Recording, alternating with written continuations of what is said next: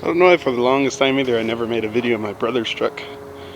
He bought his, I think he's had it about 2 years now, but he bought it for $1,300 from a guy in what the hell was it, Newberg, I believe, Newberg, Oregon.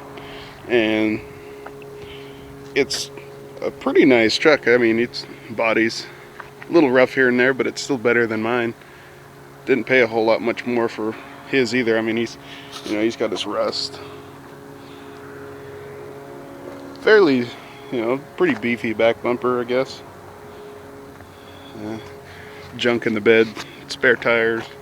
It came with this headache rack, which is nice, and added a D-ring for when we tie our dogs in and stuff. They like to jump out at times. Lights that he hasn't wired yet. He hasn't figured out how he wants to wire those. He wants to wire them to a switch or whatever. Got a Goodrich mud terrains in the back, and all terrains that were on my pickup to start with over there. And yeah,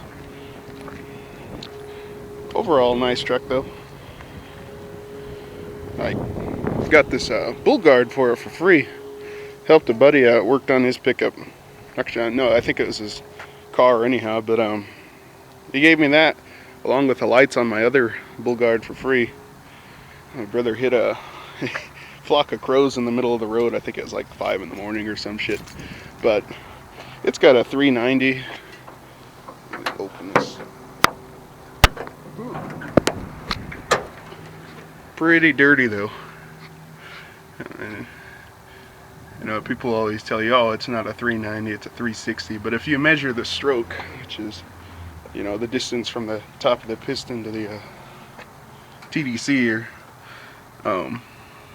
it measures almost 3 3/4 or whatever, where 360 is only 3.5 inch stroke. New starter. These headers on this truck, they wrap around the starter, unlike mine, and they tend to cook the starters. This is the starter off of my pickup. Starter on that was on there before, but that one came with headers, but it was a different style. They wrap in front of the starter instead of over them like these ones. It's pretty basic. I mean, it's not no high-end horsepower truck. I think it's got like a 500 CFM AFB Carter. I mean, it's a good carburetor, just I think it's a little bit too small for this engine. Actually, it's quite a bit too small. Yeah, he redid his brakes and everything. But this one's manual choke, so it's kind of got the old school saying that people call the Ford start. So you got to pump the hell out of it and then fire it up. Yeah, he bought his truck from an old white guy, you could tell. That's right. The guy was really cool. I think probably the biggest ginger I've ever seen. That guy was probably the same size as us. We're like 6'2" or whatever, and he was probably about 300 pounds.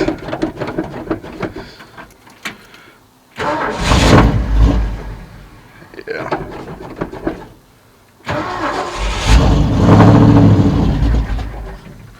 Takes a little bit, but I mean,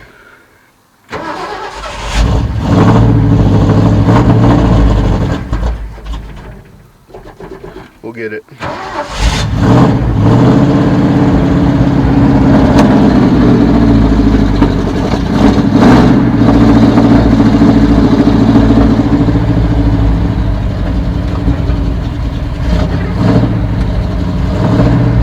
No stereo, just listen to the music the engine makes. In my past videos I talk about trading glass packs with my brother, and this is the pickup I was talking about. Before I had a current cherry bomb set up, but I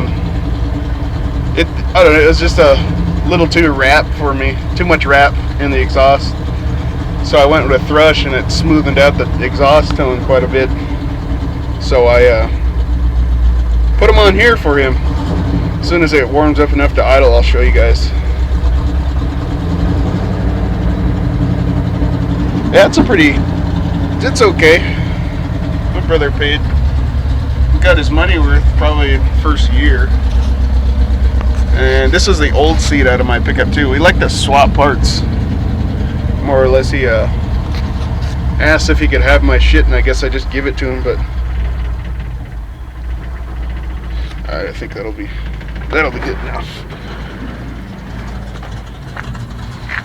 But his setup's different. He's mostly the same though. He's got pipes coming from the headers that wrap around like most styles do, and then he got cherry bombs that I welded on, and then I did his tailpipes. Here, I'll go to the back. This thing's good. It runs really well, but it burns oil. I think it's got bad piston rings, but this truck's got a lot of miles on it. I mean, sounds good. Oh, just because I said that. But I'll fire it up again. Let you hear the exhaust a little better. Damn, Jägermeister.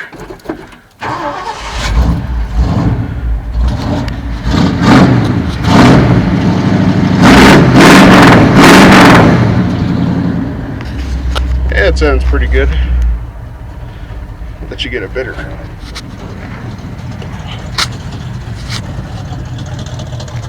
Set it on the mailbox like I did last time.